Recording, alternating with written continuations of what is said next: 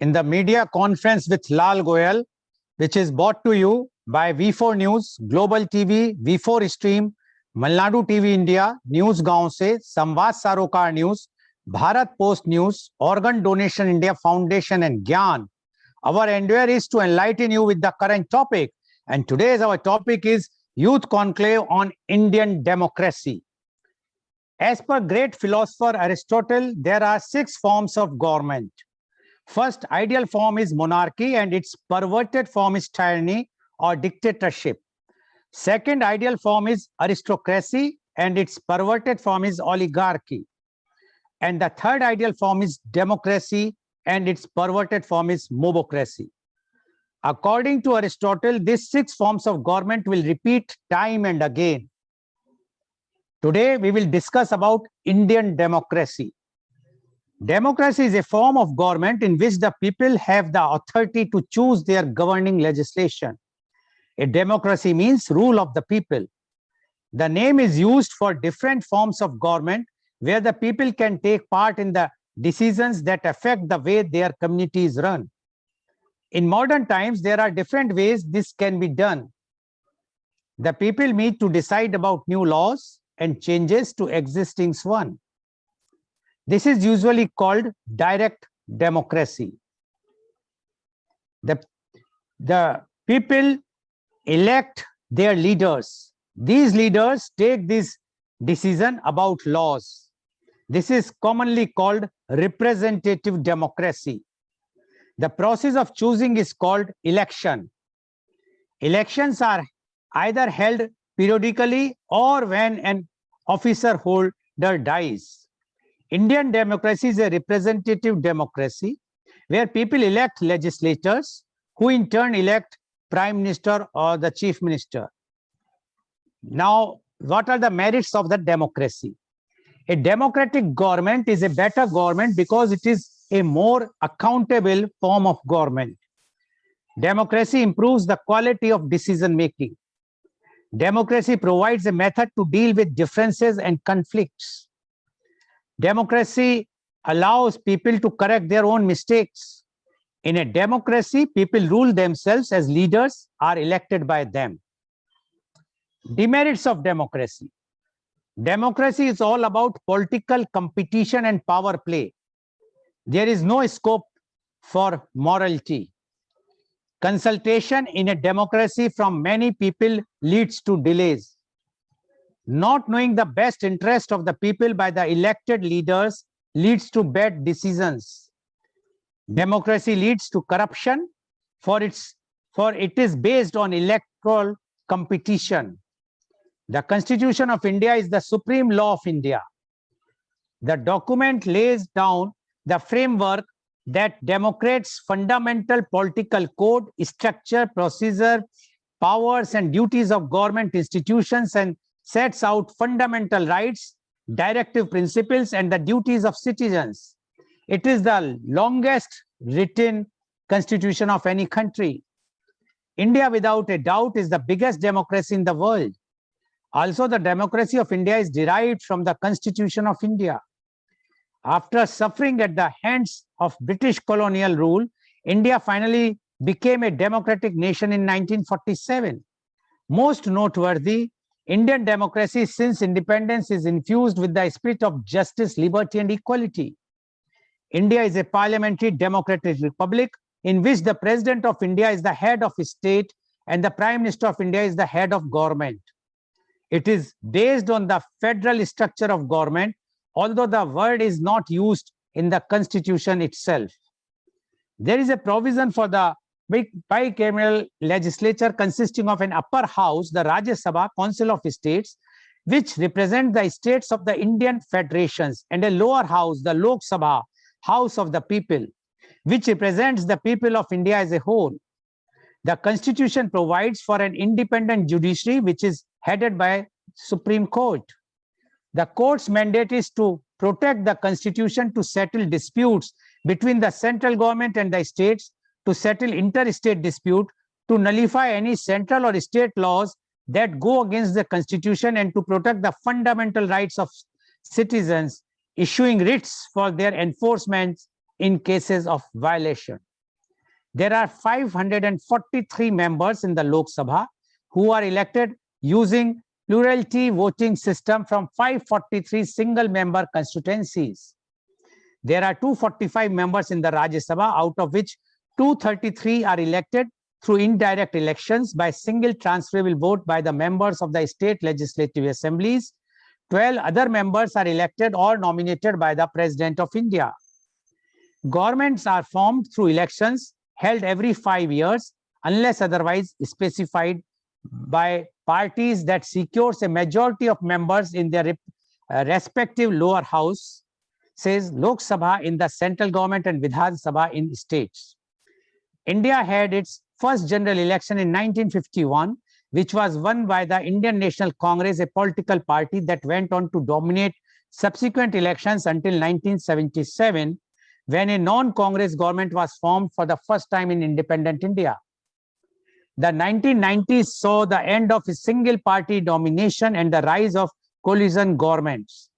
The elections for the 16th Lok Sabha, held from April 2014 to May 2014, once again brought back single-party rule in the country, with the Bharatiya Janata Party being able to claim a majority in the Lok Sabha. India has a federal form of government, and hence each state also has its own government. The executive of each state is the governor, whose role is ceremonial. The real power resides with the chief minister and the state council of ministers. States may either have a uncameral or bicameral legislature varying from the state to state. The chief minister and other state ministers are also members of the legislature. India's democratic structure has 3 levels of governance: national or federal, state or regional, and the grassroots level called the Panchayati Raj and Nagarpalika systems. The Panchayati Raj system covers the village, the tehsil and the district, and the Nagarpalika system serves towns and cities. Now, to discuss this very, very important point about the Indian democracy, we have 6 youth with us, and we have our chief guest of the program today. And I would like to introduce you and welcome our chief guest today. He is Mr. R. Khannan. Mr. R. Khannan is the corporate advisor and keynote speaker. He is ex-TCS, ICICI Bank, and Hinduja Group.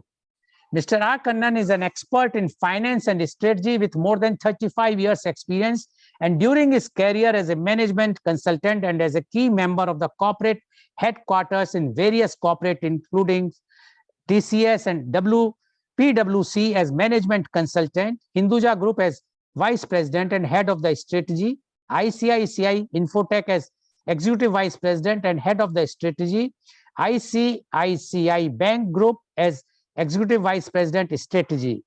He carried out assignments relating to corporate finance, fundraising, treasury management, strategy formulation and implementation, organization restructuring, corporate performance management, business development, and mergers and acquisitions.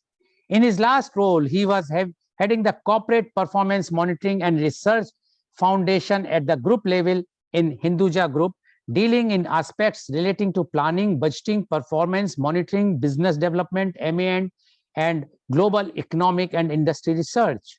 He is a member of expert committees in FICCI, CII, Bombay Chambers of Commerce and Industry, and Indian Merchants Chambers on committees relating to private equity, industry, economy, banking, transportation, and environment. He is the member of National Task Force on Artificial Intelligence of CII. He had attended programs organized by World Bank, International Institute of Finance, Asian Development Bank, AIIB on international finance. He has spoken in seminars on union budget, Indian economy, banking and management, and annual CFO and management conferences as a speaker in various forms. He was in the jury of selecting best CFOs in India. He was a member on the board of studies of SIES, School of Management, for 5 years, and presently the member of Academic Advisory Council in Birla Institute of Management Technology, Greater Noida, and Voxen School of Management, Hyderabad. He was the president of 75 years old Bombay Tamil Sangam for 3 years. He is visiting faculty in leading management institutes on finance, strategy, organization, restructuring, and turnaround management. He has a personal interest in global and Indian economy and shared his ideas on economic development and economic crisis with government stakeholders from across the world, and some of the recommendations on crisis resolutions and economic developments for implemented by the government authorities across the world and Indian government. He has received several awards from different organizations. Welcome, Mr. R. Kannan, on our show. First, before I will ask our chief guest to speak, you might be having some reservation in your mind why an economist, why a financial advisor, a consultant is going to speak on a political issue which is called Indian democracy. Because he has worked very closely with the governments, not only Indian, but other governments also. And he has seen the ups and downs and the merits and demerits of the several forms of governments. Secondly, any political leader, if he or she will come on our program, they are only going to praise their own political party. They will only praise their own leaders without giving the clear assessment about the Indian democracy. And that's why we have selected somebody who is independent, who has no, not, I think so, but that he will, when we will hear his talk, that whether he's biased with he's a pro-government or anti-government, or he's having neutral views. And thirdly, because he has seen the governments very closely, he can give good views, and which are really, which we want in our media conference, so unbiased views. So welcome, Mr. R. Kannan on our show. Mr. R. Kannan, as I already mentioned about you, that you have very closely seen, and because you have worked with all the top corporates, and corporates means that the top corporates have day and night work, not only with the Indian government, but several governments, because of that stature of these corporates like TCS or ICICI Bank or Hinduja Group. They are dealing with multinational groups everywhere in the world. Now, we would like to know your views on Indian democracy. Mr. R. Kannan, please. Thank you, Shri Lal Goyal, for this opportunity to be with you today, and a very, very elaborate introduction about me. And I would like to state in the beginning itself, I am a neutral person. Whatever I do, I look at it from a very, very objective view. I am very happy that I am born in India. It's the largest democracy in the world. In fact, if I look back at the history, Sri Lal Goyal gave a very, very good introduction about India and our democratic system. So I'll not elaborate. We have heard, I have two very good quotes on democracy. Democracy is the government of the people, by the people, and for the people. This is one, whenever we talk about democracy, as stated by the US leader, this is what everybody talks about. We are the largest democracy in the world. And after we became democratic, whatever achievements, like Sri Goyal mentioned, there are advantages and disadvantages of every system. Like he said, I have seen, at least I have interacted with 70 country heads when they came as a delegation to India. And I understand how the systems work in different countries. But I can tell you, democracy has got both advantages and disadvantages. With all that, we have done a lot of achievements. And now one more quote is that democracy feeds on arguments. Remember that Sri Goyal talked about political parties. Today, there are 250 political parties in India, which means the concept of political party itself is that it's being formed with a specific view which is different from others. So they have an objective which is different from others, which means, you know, some of the large countries, they have only one party. They have only two parties. Where we have 250 parties, not only at the national level. I'll come to that later. So democracy feeds on argument. We always used to wonder why so much debate and all that. On the discussion as the right way forward, Well, whenever you go to autocratic kind of governance, there is no scope for views. As you're all aware, some of the countries are banned. Google also, Facebook also. So they don't allow them to operate. And this is the reason why respecting the opinion of others belong to democracy is other quote I like. And coming to what is the beauty of democracy is that we have 4 levels of government. What are the 4 levels? Like it was mentioned by Sri Goyal, we have center, we have state, then you have district. District level, you have a district officer who is a collector.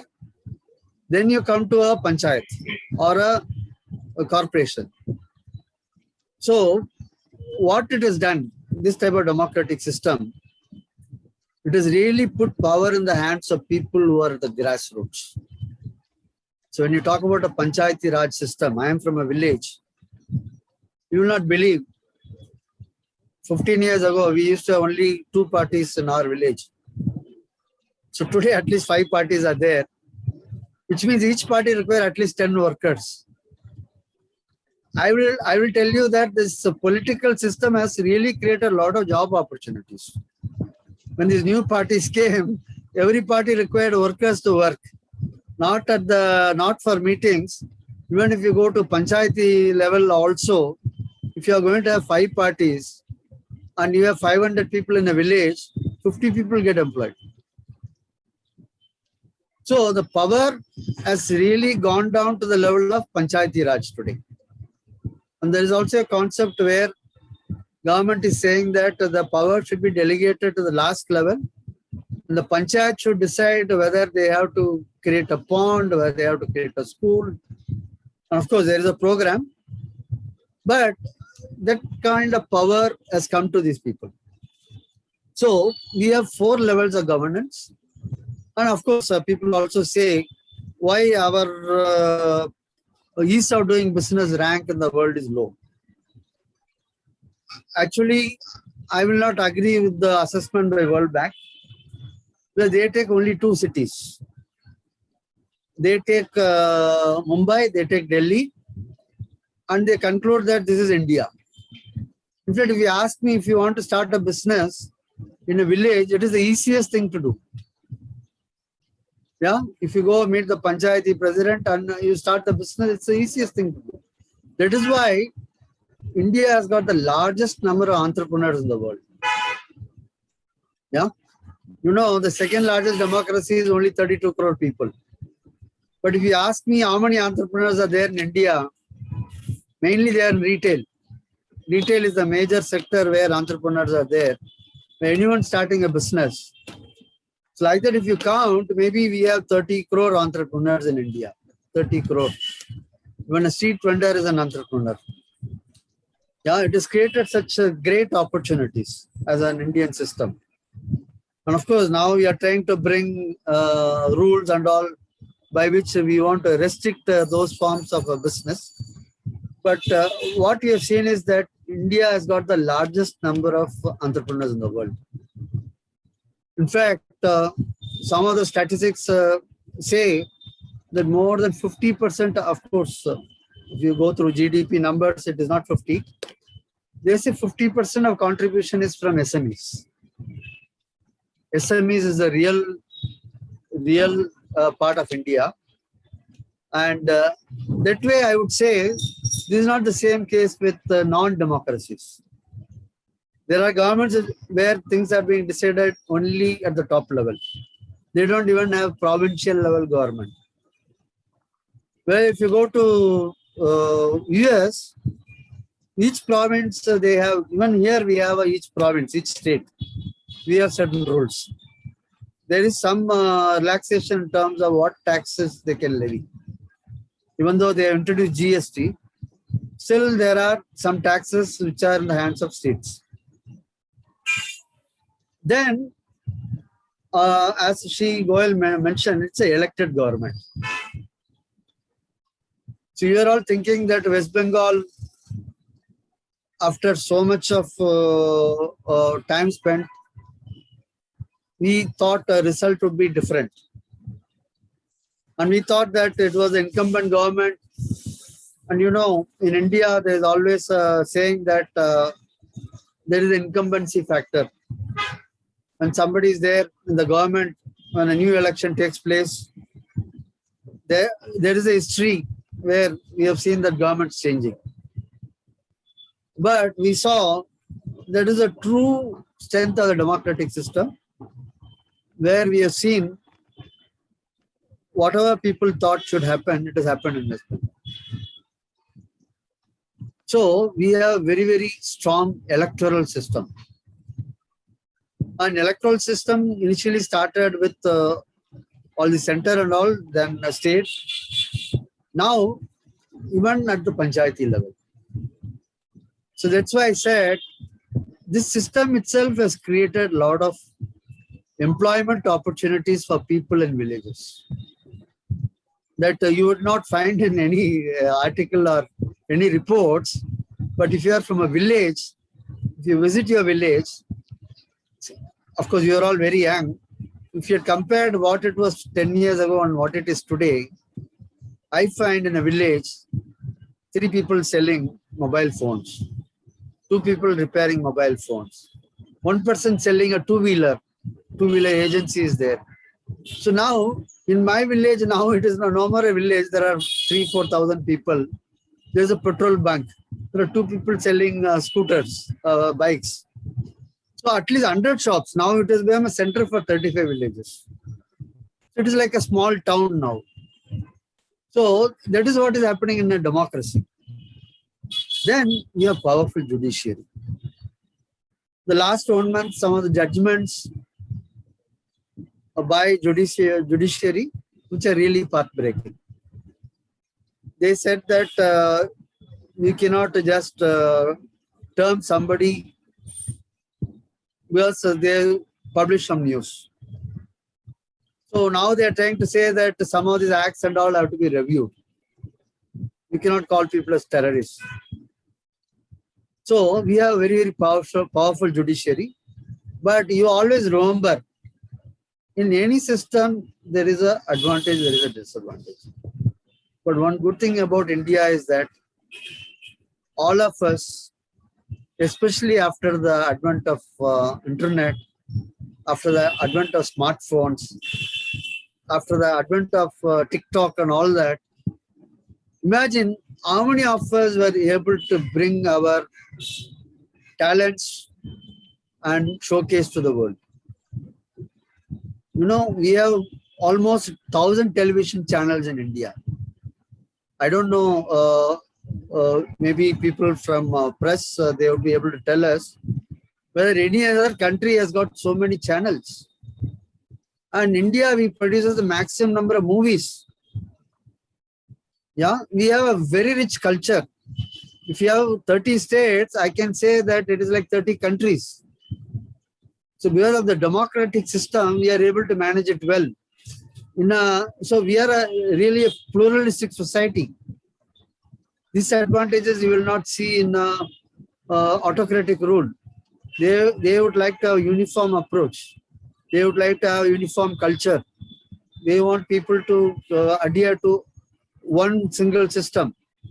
Whereas we are still multicultural, and plus, thanks to the new media, we are able to express not only our thoughts, but also we are able to showcase our talents.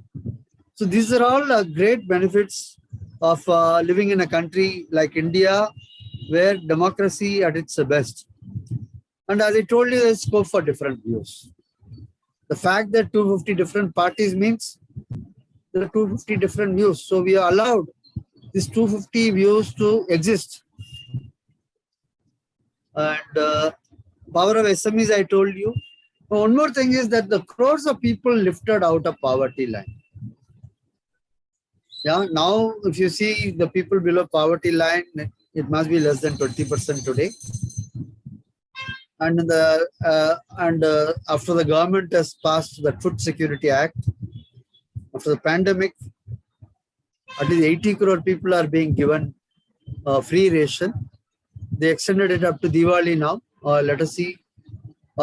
And plus farmers, there are special schemes for farmers. You're all aware that the agriculture's contribution to India's GDP was more than 50%, even 80%. Now it is less than 20%. But still 45% of our population is depending on farming. Like I told you, today rural area is no more a rural area. So people always think still people depend only on agriculture. It's not true. Now a farmer has got 2-3 jobs depending on the season. They even do retailing. They go to weekly markets to sell their produce. So it's not just farming. So it is much more than farming. So that is, like I told you, doing business in a rural area is much, much easier. Only when you come to, you want a national permit or you want a state permit, then it is very difficult. But if you want to start a very small business, that is why retail is still flourishing. You might have seen Amazon coming. You might have seen Flipkart coming. But whenever a new apartment comes, you find 10 new shops. So whenever a new city is developed, you find new shops. So retail is a very, very powerful, and trade. If you ask me, 75% of our entrepreneurs are in trade. So I'll call our nation as a trading nation. The only few cities are really manufacturing cities. So if you go to Tamil Nadu, I'm giving a simple example. Only Chennai, Coimbatore, maybe Trichy, only 3 places are manufacturing. If you come to Maharashtra, only Mumbai, Pune and Nagpur. So what do the other people do? So they are all involved in trading activities, not only retailing. So trading itself, we have 5-6 levels. Again, it creates a lot of employment, self-employment. You have a stockist, you have super stockist, you have a wholesaler. So then the party system I told you. Then I told you about the newspapers and television channels. And we have a best environment for creativity. Especially in the last 4-5 years, there's a lot of impetus on startups. It's apart from the general entrepreneurship system, where government has brought out a lot of schemes.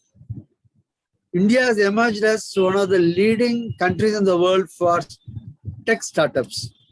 In fact, last month I was reading an article. If you see in terms of fintech,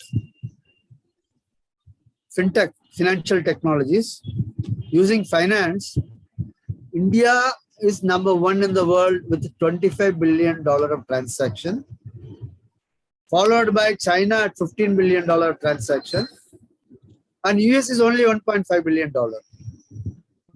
So the government bringing in the concept of what is that accounts for everyone in the bank. Yeah, no frill accounts. So many accounts were opened. I think more than 45 crore accounts were opened. And already in these accounts, there are 1,80,000 crore of deposits. Earlier, how people used to keep money at home. Now they're keeping it in the bank. So what we are seeing is that this digital, especially this digital revolution in the last 2 years, especially after COVID, India has done the best. Thanks, I would like to, in fact, I would say the cheap mobile services brought by a group like Jio, of course, others followed, and cheap products which we imported from China. Now, we run the maximum trade deficit with China. You might say that China is not good and all that, but if you are using a laptop, if you are using a phone, or if you are using an electronic product, most of the components are coming from China. In fact, US, I think they import close to $150 billion of mobile phones and mobile components from China. So China has been really powerful that they are able to bring these products at a much, much cheaper rate. Not only in India, the whole world has benefited. So I would say in the last 2 years, the digitization, thanks to Geo and these cheaper products, we are all able to use this digital in a very, very powerful way. I would really like to congratulate Shri Goyal. He has a lot of energy. In fact, I want to speak to him later to find out how to get so much energy. Every day he is doing 2 programs in the morning and in the evening. Every day. I have not seen someone doing this on every day. So I would like to take inspiration from him and also take some tips from him on how to do it. So we have a rich cultural diversity, as I told you. Then political, like I told you, it has advantages and disadvantages, but we are living with it. We are managing with it. In economy, if you ask me, we have really progressed. Thanks to 1991 crisis, when we had money for only 1 month of import. So then nobody would have expected a person like Sri Narasimha Rao to go and implement reforms as he has done. Of course, people say that Dr. Manmohan Singh was the finance minister and Mr. Chidambaram was the commerce minister. So both of them helped Mr. Narasimha Rao in implementing all these reforms. And I believe when these reforms were brought, Indian corporates, large corporates are worried that multinationals will take over Indian corporates. But what has happened? Actually, Indian corporates prospered much, much faster than the multinationals. And today you take the largest companies in India, they are all Indian companies, not multinational companies. So the economy, because of this political system, and you know, when Sri Goyal talked about all these chief ministers of India, they act like a marketing person today. Everybody wants to market the state. I had met almost every chief minister from India at Mumbai. So they come and they tell the industrialists saying that we have these incentives, we have these provisions, please come to our state and invest. In fact, a state like Bihar, they come several times to Mumbai to attract industries. So if you ask the economy, today, even politicians, they behave like a business person. They want to develop their state. They want a prosperity for the state. So they go out to marketing the state abroad. They go to market the state in other states. So they conduct programs. Then next, technology. 30 years back, India was known as a nation of snake charmers. Thanks to our IT system. I used to work in an IT company. That time, the whole industry had only 3,000 people. Today, this industry has got 4.5 million people and it supports another 15 million people. So 2 crore people are depending on IT industry in India. So the technology advancement which we have made, examples are ISRO sends satellites to other countries in the world. ISRO. Yeah. So that is a very good example of our technology advancement. And like you take pharma industry, we were able to produce the patented pharma products at a much cheaper rate and supply to leading countries in the world like US and Europe. Of course, legal environment, I told you. Environment aspects, I think our Honorable Prime Minister, he took up a lot of lead in the Solar Alliance and also in energy conservation. So India is taking a lot of leads. And of course, whenever you want the economy to develop, one of the sectors which you have to contribute in a big way is private sector. So what we are seeing in the last 2-3 years, a lot of these private groups, they are showing a lot of interest in developing mega projects. Otherwise, after the independence, 1956 was the first year when government brought the first industrial policy of India. That time, all the large and heavy investment projects were done only by government. No private sector company was willing to invest in a large project. But today, the companies are coming forward where the capital markets are very vibrant. And India has been one of the very vibrant economies in the world.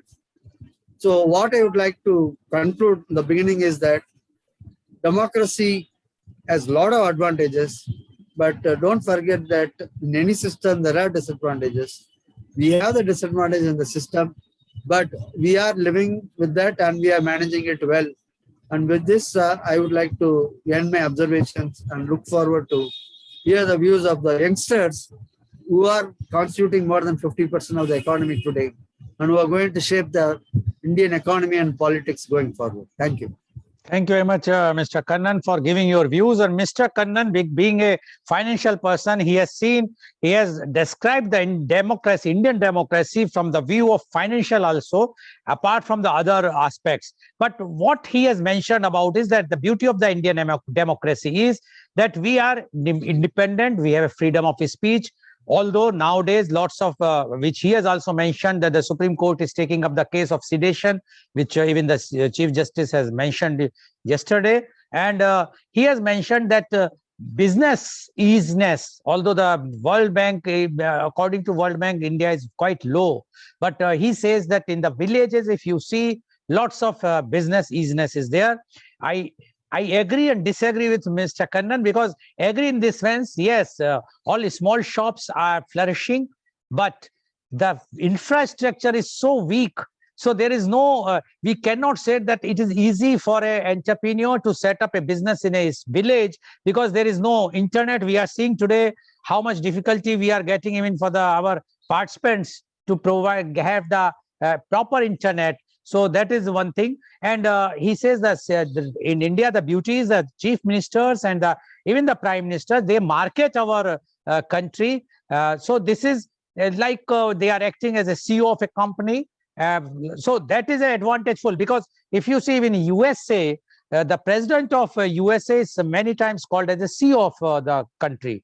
So that is because he acts as a CEO, and that is very much required for any head of the state, because they have to see the interest of everyone, and to see the interest of all the citizens, they have to act and in such a fashion that everyone will get the benefit. For that, whatsoever tie-ups they have to do, whatsoever treaties they have to make with other countries, other private organizations, they have to do. And that's why in India nowadays we are seeing the change from 1991 or even earlier also. So these are very positive points in democracy. But sometimes when we see what happens during the pandemic, something good decisions, some bad decisions. So it's a one can say it's a ever growing condition, dynamic condition for a democracy, how you emerge in as a winner. But overall, Indian democracy is to be feel proud. One should feel proud on the Indian democracy, because it has time and time again tested, and it was found that the Indian democracy, unlike our neighbors, where whenever there is somebody become popular, the army takes over, or many problems, or the other neighbor like China, where the one man rule for many years, which is very unhealthy for any democracy. Democracy means the changes, because once the change will come, new policies will come. So, and lastly, what he mentioned about your strength, the youth strength. Yes, not only the financial strength, youth are almost 65% population in India. And if youth will take up this seriously, and they think that this country belongs to them, so they can change whatsoever they want in a positive way. Thank you very much, Mr. Kannan, for giving your views, very positive views. Now I would like to go to our youth guests and listen what they have to say about Indian democracy. My first guest is Miss Ashwini. Miss Ashwini, you have heard our chief guest, Mr. R. Kannan. We would like to know your views on Indian democracy. Miss Ashwini Acharya, please. Thank you, sir. Good morning to respected sir and my dear friends, and also to each and everyone who is watching this live telecast. First, I'd like to introduce myself. This is Ashwini from Hiriyadka, and presently I am studying in Sri Madhva Vadiraja Institute of Technology and Management, Bantakal. I am studying first year Electronics and Communication Engineering. I feel very lucky to be a part of this youth conclave on Indian democracy. Then thank you for giving me such a wonderful opportunity to be a part of this media conference as a youth guest. So now I would like to share some of my opinion about Indian democracy. Democracy is actually a Greek word which that is demos and kratos, in which demos stands for people and kratos stands for power. So it actually means people's rule or people's power. Democracy is a system of government where people has their rights to select their own government as per their choice. It usually include periodically held elections, and the responsibilities of the government is taken by the elected representatives. So Greece was the first democratic country in the world, but India having largest democracy. So as we all know, democracy is the government of the people, by the people, and for the people. This is we all heard about this, and this is famous definition given by Abraham Lincoln. So it's clear that democracy is completely dealt with the people. It's all with the people. Its objective is attaining equitable society achieved through the social economic transformation using constitutional institutions and the principles of rules of law. So democracy is very helpful for us in many ways. Like it improves the quality of decision making, it enhances the dignity of citizens, it provides a method to deal with the differences and conflicts. It allows people to correct their own mistakes. So poor and the least educated has the same status as that of the rich and the educated. So equality in the people will exist due to this democracy. Facilities given by the government for the poor will help them to attain the equality in the society. But democracy also have some main problems or demerits. They are in democracy. Leaders keep on changing, though. So this will affect in instability. So many people have to be consulted in democracy that it leads to delay. Main thing is some people sometimes use bad tricks to win the elections. That is, they are using lots of money, power, etc. When power is in the man's hand, it will lead to the corruption and all. So, and not knowing the best interest in the people will also, by the elected leaders, lead to the bad decisions. Many people think democracy is a political competition and which leads to the conflicts and protests between the peoples. Some people will consider caste and religions of the representatives and they elect the representatives of certain castes and all. So this leads to the caste discrimination and religious conflicts and all. Also leads to the quarrel between so many peoples. So democracy is both merits and demerits. But still for now, democracy is the good system of government and used all over the world. To have a good system of democratic government, both the representatives and also the people should have the broadly minded thing, and people should vote for the one who is capable of taking the correct decisions. He should be educated, should have legal knowledge, who can understand society and culture, having excellent verbal communication skills, ability to analyze the problems, ability to think clearly using logic and reasoning, and can give most acceptable solutions. People should select such a leader who works for the development of the country. He should not be selfish and he should work for the development of the society and his country. So then the democracy will become meaningful and useful. People can live with all the satisfaction and the nation can be developed. This is my opinion about democracy. I am very proud of Indian and I am very proud of our democracy. Thank you for giving me such a wonderful opportunity. Thank you, Ms. Rashmani Acharya. And you rightly said that we are all proud of Indian democracy. I just want to add one thing. You mentioned that the demerit of the democracy. Please mute yourself, Ms. Rashmani. You have mentioned about the demerit, and that one of the demerit you says that the frequently changing the leaders. So in one opinion, it is, but it is not. If you see, there is a very famous saying, power corrupts and absolute power corrupts absolutely. If we will keep only one leader, then there will be no difference between us and the China. China has now appointed the president for the ever. So that should not, that is the beauty of the democracy, that every 5 years, there is a test for the leader of his performance. If he or she, and I would like to mention one more thing is that we should not mention the she word also to use about the leaders, because he or she, if they are not capable, or they have taken some wrong decisions, the people have the power. That is the strength of the democracy, and which India has shown many times. Whenever Indian people feel that the leader is not capable, so they vote against and they bring the new leadership. And it is all many times it is advantageful also. But yes, you rightly said, many times it happens that the policy is decided by one leader, discontinued once another leader comes. But the beauty of democracy is that every 5 years there should be a test by the people, and then only we should gauge the actually the what the works and the performance of the leader. Thank you very much, Ms. Ashwini Acharya, for giving your very good views. Now I would like to invite my next guest, and he is Mr. Daryl D'Souza. Mr. Daryl D'Souza, you have heard that our chief guest, Mr. R. Kannan, as well as the earlier youth guest. We would like to know from you your views on Indian democracy. Mr. Daryl D'Souza, please. We have heard the wonderful talk by the chief guest, that is R. Kannan sir, as well as some brief introduction from Lal Goyal sir as well.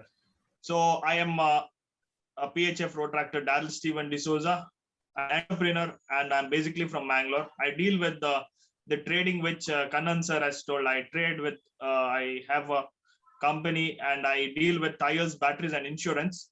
So this is my firm in Mangalore, and I'm basically located in Mangalore. And I am the district Rotrac representative, called district governor of Rotrac 3181, constitute of 4 revenue districts, that is Dakshina Kannada, Madikeri, Mysore, and Chamarajanagar. This is my brief introduction. And coming to today's topic, that is Indian democracy. So we know that we got the freedom in the year 1947, that August 15, 1947, after a great fight where the freedom fighters lost their lives and got freedom to us. It was declared itself, our country was declared itself a sovereign democratic republic state with the adoption of the constitution in January 26, 1950, where we celebrate that as a Republic Day in our country. So after that, India is a parliamentary democratic republic in which the president of India is the head of the state, and the prime minister of India is the head of the government.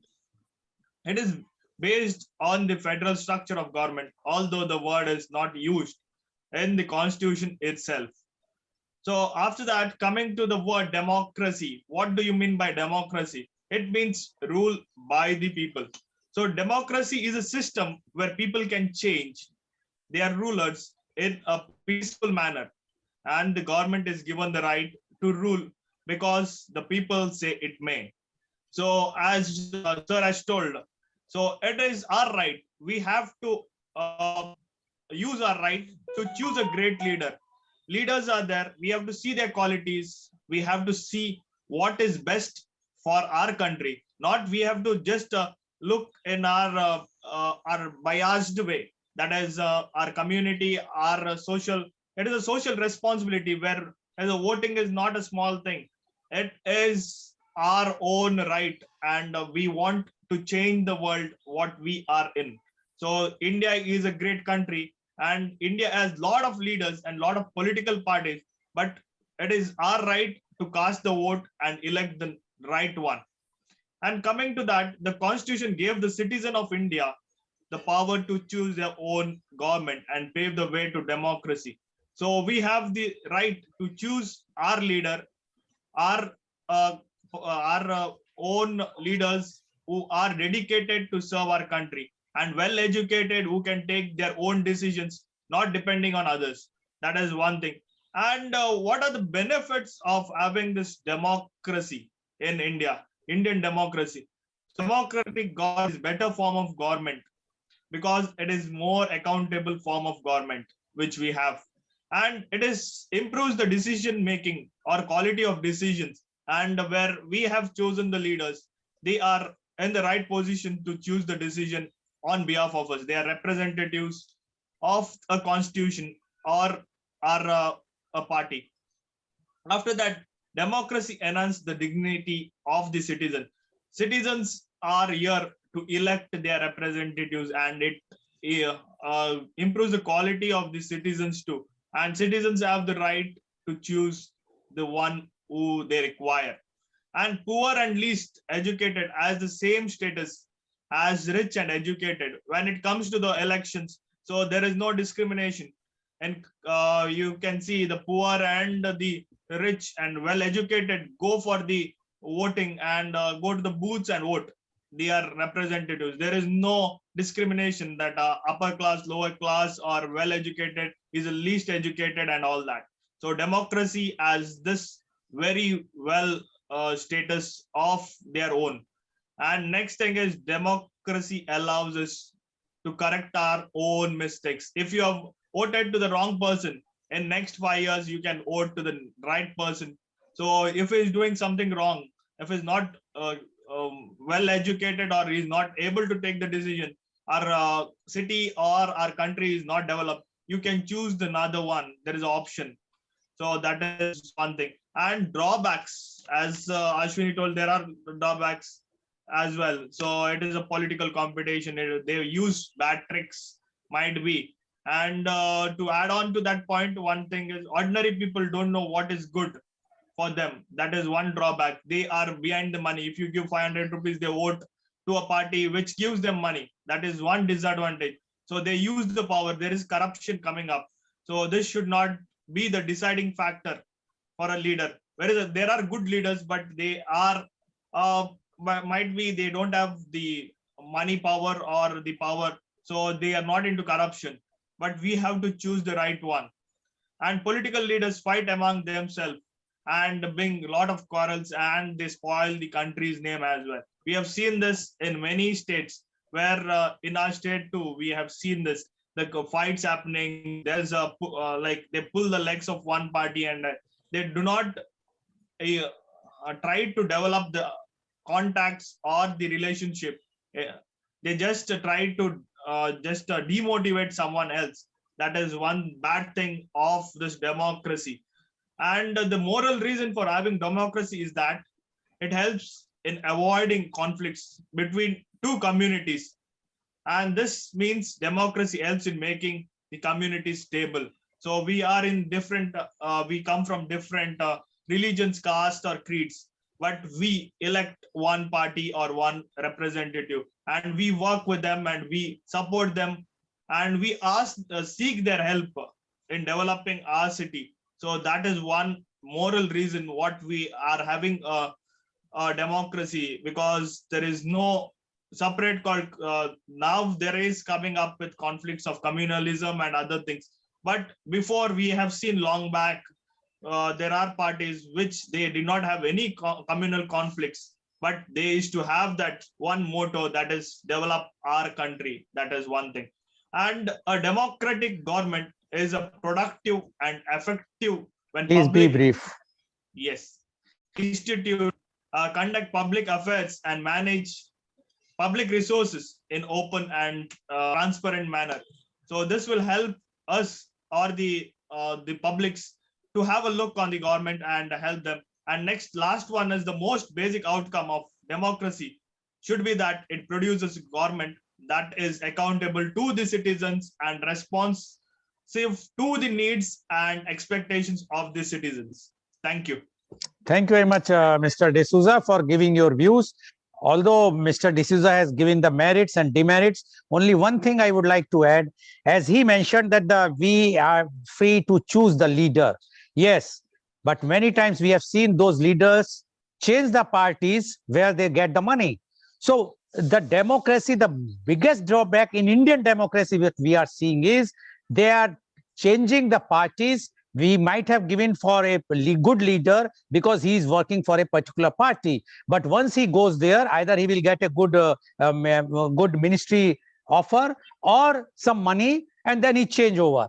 So this is basically a corruption and a wrong thing, which is a very, very bad thing for a Indian politics, because the electoral or the public who has chosen a particular leader because of his ideas, his political ideas, his working with a particular party for the benefit of the citizens. But once he goes there for the money, he changes. Secondly, he mentioned about the rich and poor.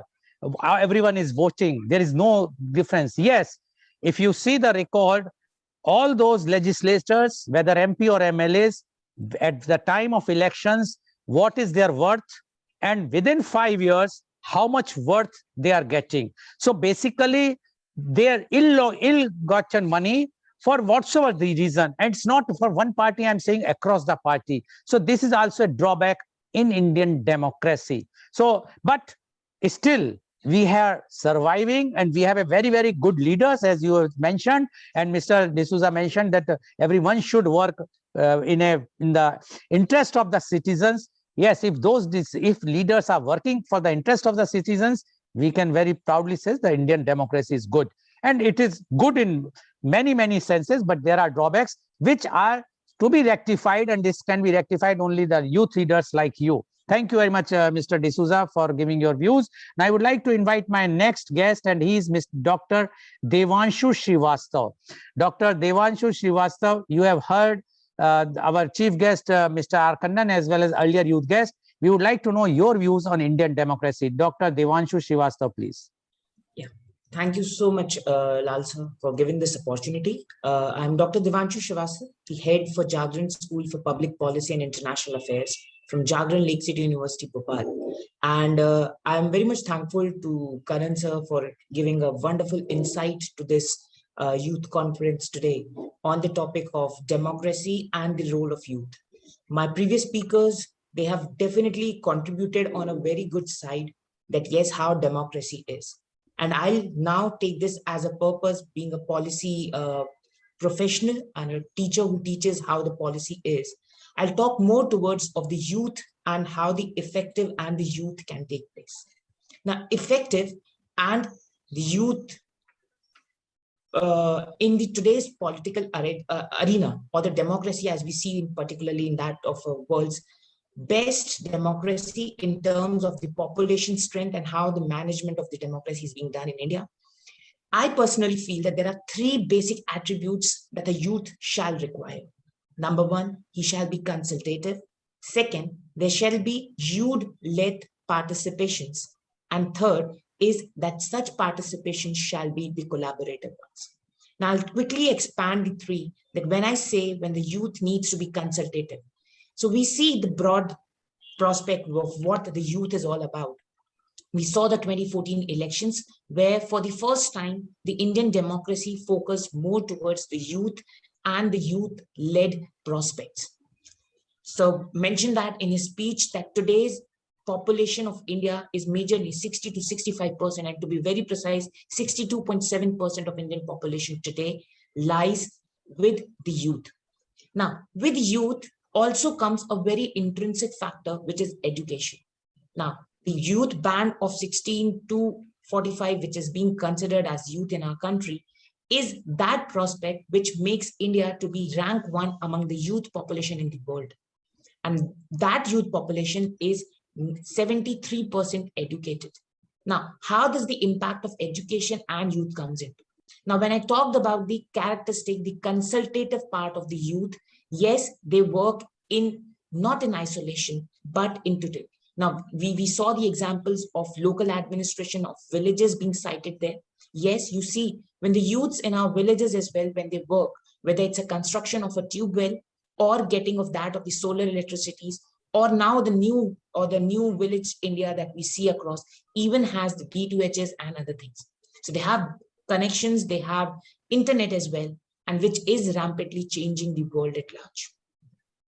Also, when it comes, then these youths are more towards the decision making. I recently cited an example. We recently saw that there was a cabinet expansion at the central level, and that made India the youth-led country, or where the maximum ministers were under that of the youth cap, that reduced the average age of the youth of the parliament as well.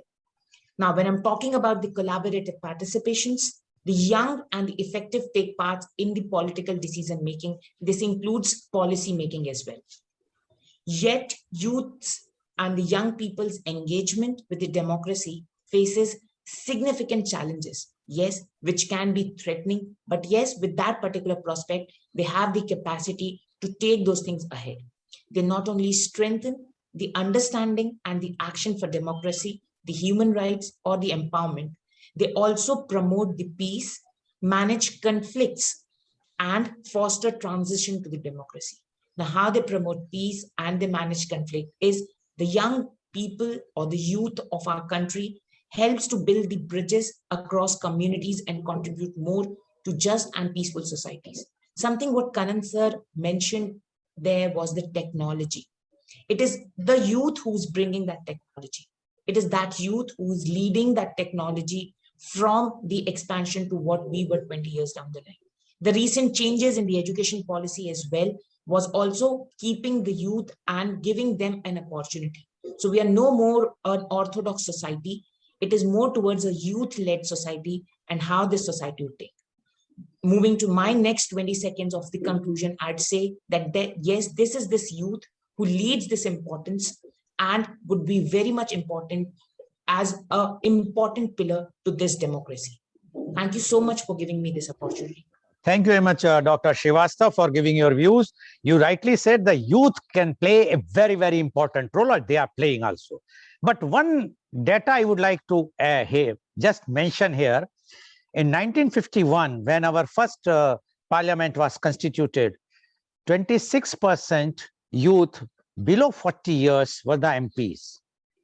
This last parliament, the current parliament of 2019, only 12% MPs are below 40. It clearly shows that electoral or youth have shown more interest, more belief on older people than yourself. So one side we say that youths are participating. No, the fact in Indian democracy is that youth have no faith on themselves. They have faith on oldies.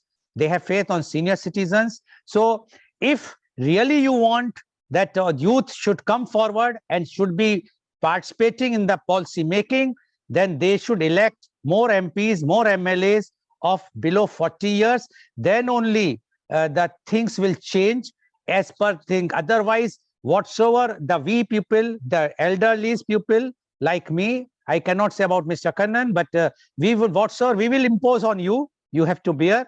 You cannot change the things, because it is very, very important. And if you see across the world, youths are coming, and youth have to come in the politics. You should not treat the politics as a dirty thing. Youth must take it as a challenging thing. They should come forward. Then only they have a right to criticize. But if they are at the time of voting, if they think, no, we will give to that person, his image is good.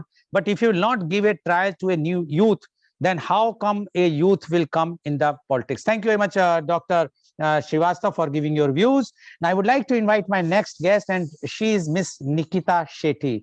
Miss Nikita Shetty, you have heard our chief guest, Mr. R. Kannan, as well as our earlier youth guest. Now, we would like to know from you your views about Indian democracy. Myself, Nikita Shetty from Karkala, Bangalore. Currently, I am studying in first year Electronics and Communication Engineering at Sri Madhva Vadiraja Institute of Technology and Management, Bantakal. Now, I would like to speak some words about democracy and role of youths in democracy. The youths are the strength of the nation, the life of the country, and the hope of innumerable generations. What we can say, like, it is the eagle in the sky and the lion in the jungle. Youths are the stronger enough. Before going too deep into the youths and the role of youths in democracy, I would like to define the term, who is a youth? What is democracy? Youth is a state of being a young. It is a stage where life of an individual is very crucial, because it is a state where we make decision about the work which is useful for the societies. And the democracy, it is used to ensure the greatest happiness for greatest number by guaranteeing a good and responsible governance. It is a political system where all the citizens involved in decision and governing of the country regarding choice that will affect their lives. Citizens have the right to participate or indirectly in shaping our country through the voting systems. Uh, as citizens of a democratic country, we can exercise the right to choose the ruling government that will lead the country as a representative of the people. Youths are the leaders of the future who will determine the country's path. Therefore, political participation is an important aspect of the country. Now, let's see the issues and some solutions of the. One of these issues is in some villages, youth voters are feeling unmotivated due to their lack of knowledge, education towards the voting and political systems. Increasing the political knowledge by introducing subjects in universities and schools that encourages the youth to participate in some debates, which ensures that they know the importance of their role as youth in the development of our country. Then breeding the confidence in the youth with subject which increases critical thinking, develops a positive attitude and mindset towards their choices. Most probably, the youth who are more aware of their knowledge, educations, are more likely to participate in the political events such as rallying, protesting, etc. Now, coming to the sports, in some areas, some believes that the sports should not be as a part of the educations. But participating in sports in the students, which improves their behavior and brings students to a better and brighter future in society. Therefore, sports should be a part of their curriculum in every schools and colleges. Sports can help students develop good citizenship at school and also build a healthier body. Joining the sports can help students improve self-esteem and healthy.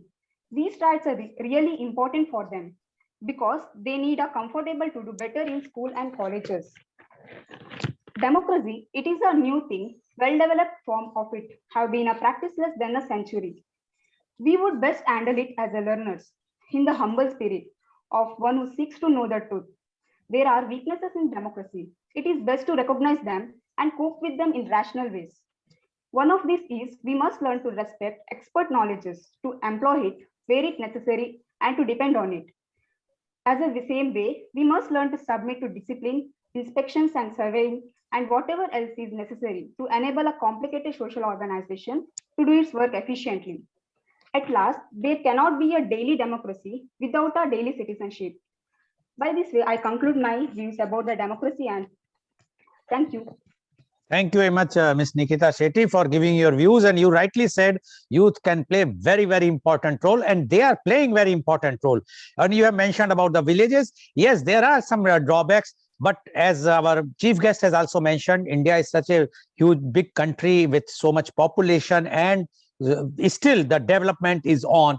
And I'm sure that this awareness of youth will definitely see to it that government, whether the central government or the state government, will develop the villages, because if the villages are developed infrastructure wise, like you have mentioned about the education or medical and the sports and the infrastructure, like basic needs like electricity, the roads and the medical and education things, then definitely the Indian democracy will be on the peak in the world. Thank you very much, Ms. Nikita Shetty, for giving your views. Now I would like to invite my next youth guest, and she is Ms. Shibana Banu.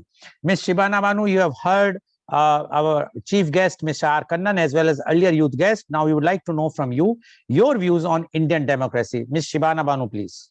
Am I audible, sir? Yes, please. Yes. A pleasant welcome and a fresh morning to everyone gathered here. I'm Shibana Banu Abdul Ghani. I'm pursuing my UG program at Al-Azhar College, Todubla, Kerala. I'm glad to have these opportunities and special appreciation to Lal Goyal sir and Mr. R. Kannan sir for his knowledgeable talks. I'm happy to be part of this. Thank you so much for such an opportunity. So let's talk about Youth Conclave on Indian democracy. Democracy is the political system in which the citizens are involved in the decision and governing the country regarding choice that will affect their lives. Citizens have the right to participate directly or indirectly in the shaping of the country through the voting system. India has 5 democratic principles: sovereignty, socialist, secular, democracy, and democratic republic. India is a large democracy in the world. After being ruled by the Mughals, Mauryas, British, and many other rulers for centuries, India finally became a democratic country after the independence in 1947. After this, the people of the country who were exploited by the foreign powers for many years finally got the right to choose their ministers by vote. Democracy in India is not limited to giving its citizens the right to vote, but also working towards social and economic equality. Democracy provides to its people freedom of thought, speech, expressions, and actions. Generally, elections make clear the general opinion of the common people, according to which the new government comes into existence with some promises meant for the citizens of a country.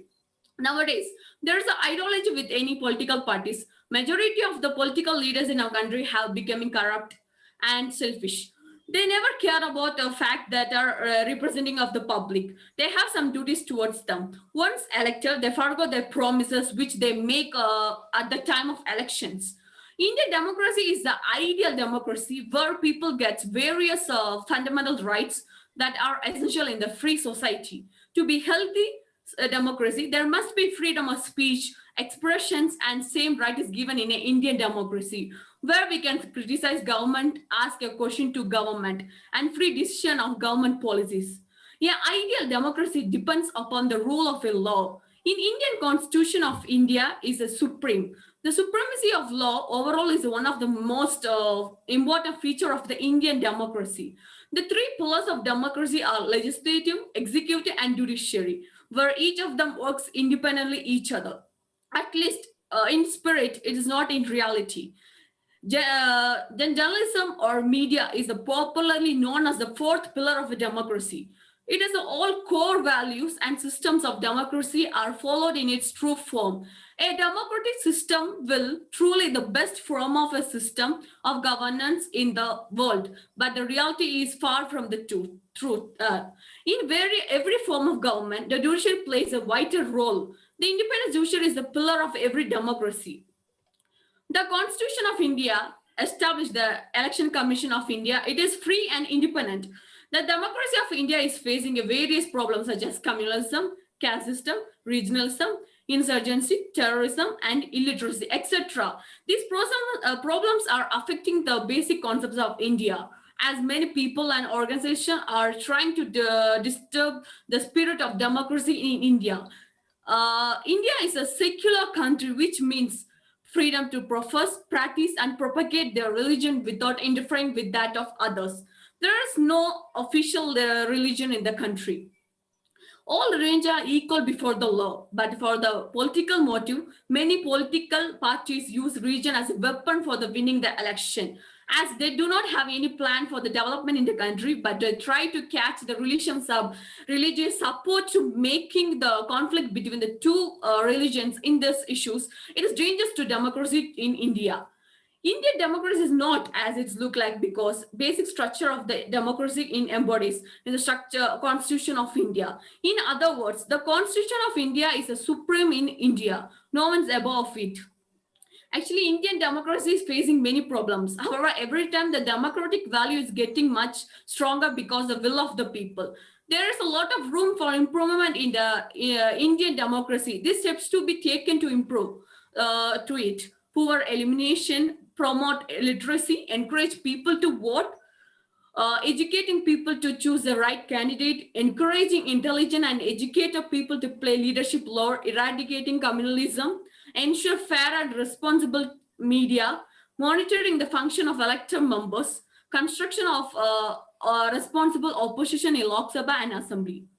India has the edge of demographical dividend, but they have the power to change the nation. The youth mind will be more fresh and innovative, which helps in the progress of a country, but adequate opportunity upliftment of the nation. The only way to express ideas and to implement their policy in its politics, young people should be motivated to take part in the politics and to occupy high position such as Prime Minister, Chief Minister, or Governor. Knowledge and unity speaks a lot rather than experience. For instance, a mass protest by the Delhi Youth for Justice for Nirbhaya case, a mass protest in Delhi for Indian against corruption, a mass product in Marina Beach for Jallikattu, etc. For some of the prominent example for the Please strength of be society. brief. Yes, sir, sure. If the ruling party is given in the hands of the youth, then definitely India will become a developed nation soon. Therefore, Indian democracy has received praise from the all over the world. The right to vote for every citizen of the India has been given without any discrimination based on their caste, color, creed, religion, sex, or education. Therefore, democracy is a government of by the for and for the people. Jai Hind. Thank you. Thank you very much, Ms. Shibana Banu, for giving your views. Yes, you rightly says India is a secular country, and here every religion, caste, and creed are allowed to profess their religion, and which everyone is doing. Exceptional one or two black sheep are always there in everywhere in the world, but in India, if we see what said the secular fabrics we have seen in India, nowhere in the world. So India is a leader in the form of a secular country, and that's why the beauty of the democracy in India. Thank you very much, Ms. Shibana Banu, for giving your views. Now I would like to go to my last but not the least panelist. He is Ms. Smriti Panjwani. Ms. Smriti Panjwani, you have heard our chief guest, Mr. R. Kannan, as well as earlier youth guest. Now we would like to know your views on Indian democracy. Ms. Smriti Panjwani, please. Am I audible? Yes, please. Good morning, everyone present here. Thank you for providing me this opportunity to speak on the Youth Conclave on Democracy. I am studying, I'm in second year MA Public Policy and International Affairs from Jagran Lake City University, Bhopal. And I have specifically focused here on how youth can participate in democracy and why it is important to do so. For the starting part, when one asks to picture the image of a politician who has the responsibility to serve the world's largest democracy, the image that comes to our mind is a gray-haired old man, sometimes wearing a Gandhi cap to add further. So we immediately realize that the picture is a little amiss. In spite of India being the world's youngest democracy, the percentage of the young members of parliament in India is just 12%, which is not only a drawback to the representatives of the democracy, but also a major contributor to the negativity that comes around our country's politics. So why is it so? The problems here lies in with rampant corruption, nepotism, criminalization of politics, caste politics, lack of accountability, and lack of empathy towards people's need pervading the political system. So we see that involvement in democracy as a career has lost appeal among the youngsters. Most of our potential human resources, including my friends, choose to go abroad for higher studies and seek job security, settling there permanently. So we see that we need to change this, and this change will come through us only. I'm reminded here of a quote by our PM, which he mentioned to the Sri Ram College even before he was chosen as a candidate for PM seat. He said, the nation has been destroyed by the vote bank politics. We need development politics.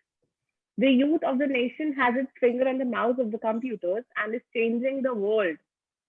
India's journey has gone from snake charmers to mouse charmers. This shows that how important youth is and how much potential there lies in. We young leaders personify energy and enthusiasm, and it can be used extremely effectively in framing policies for ourselves concerning contemporary issues and problems. More and more ideas can be and are generated by the youth, and we should be held responsible for which cultural beliefs are going to work for the benefit of humanity and which of those belief systems are detrimental. To say here the least, for example, the discontent shown by the youngsters towards the cases of reservations, female rights, rights of the LGBT community is an example of our awareness of the problems facing our country and the world at large. We are right that we have the right to dissent. For example, democracy starts at home itself. When we are chosen to unfriend somebody, that is our right to democratic living in democratic country. So we should use these right to dissent in a positive criticism. Instead of just criticizing the leaders, we shall come up with constructing solutions like what should be done to make it right, because this is our country, right?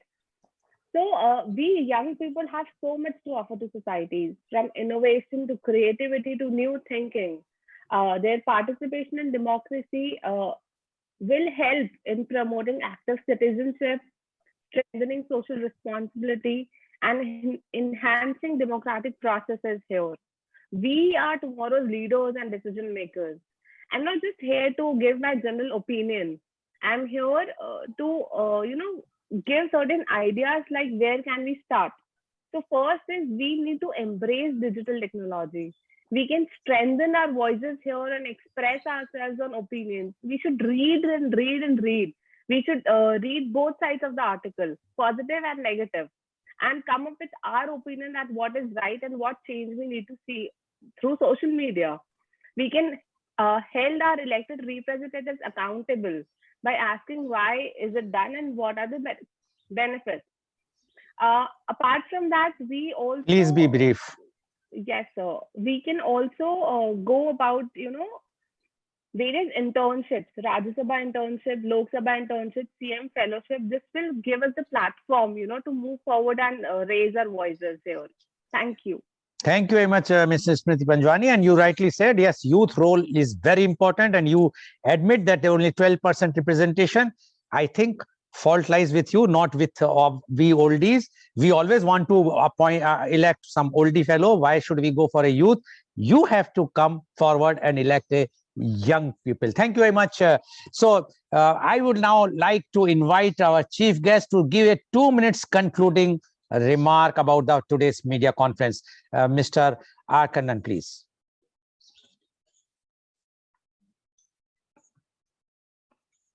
No, please unmute. Please unmute.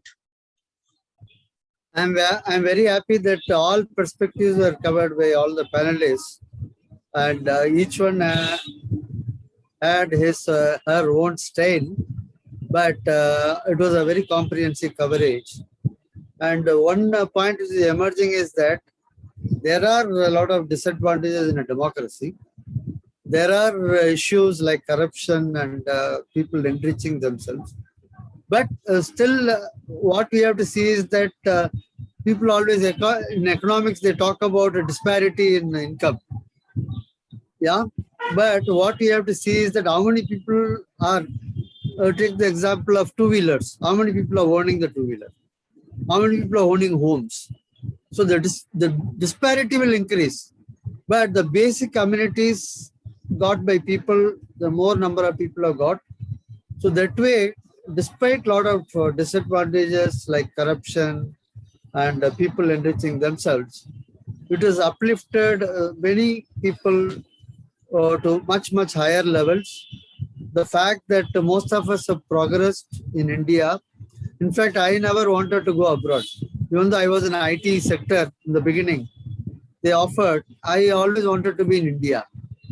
I don't know why. Still, I don't understand why I wanted to be in India. But one of you mentioned that youth, they are all going abroad. They should be here and they should go and develop the country. I totally agree with you. After spending so much money by IITs and IIMs, these people go abroad and work for somebody else. Whereas there are a lot of opportunities here in India. And only thing, youth have to set their own vision. What is it they want to do? And based on that, I heard from some of you, there are good opportunities which you can really tap. People have done very well in India. You need not go abroad. In fact, I forgot to tell you something. Whenever these foreign delegations come to India, we think that they want to come and invest. You will not believe they want Indians to come and invest in their country. Whether it is US or UK, they want Indians to come and invest. So that is the beauty of Indians. So my request is that all youth should look at India as a golden opportunity and set a vision for themselves and work towards it and make India great. Thank you. Thank you very much, Mr. Kannan, for giving your views. So today, viewers, you have seen the views expressed by the chief guest as well as all the youth guests. And the youths are very, very clear. They are ready to participate, in the politics, in the policy making, and they are ready to take the responsibility. And they all agree that there are few drawbacks, but there are advantages in Indian democracy, and democracy is always advantageful, and India is a largest democratic country, and India is having proved time and again that Indian democratic values are far ahead than any other democratic country. I'm sure that today's media conference, not only for the youth who are participating here, but those who are viewing, they have the very, very clear vision. They might have seen because even if these 6 youths of what they have expressed very, very clearly that the youth are ready to take the decisions, they are ready to participate and to see to it that Indian democracy will reach on the top. Thank you very much. And today's program has been live telecasted by V4 News, Global TV, V4 Stream, Malnadu TV India, News Gaon se, Samvad Sarokar News, Bharat Post News, as well as what's shown live on YouTube and Facebook. And our endeavor is to bring to you in the evening every day in the program called Kal Aaj or Kal Lal Goyal Ke Sang at 4:30 p.m. A person who has achieved something which can be a role model for the young generation and even for the elders. And today my chief guest is in that it's a half an hour program is Miss Bhagyashri Sawant. She is a Guinness World Record holder. She is Mount Everest climber, Miss Mumbai University International from Bangalore. She is going to join and she will give her autobiography from her own mouth, how her childhood, how she has reached on this top in such a young age. I'm sure this will be a very, very encouraging program because youth can see how one can, with all abnormalities, with all odds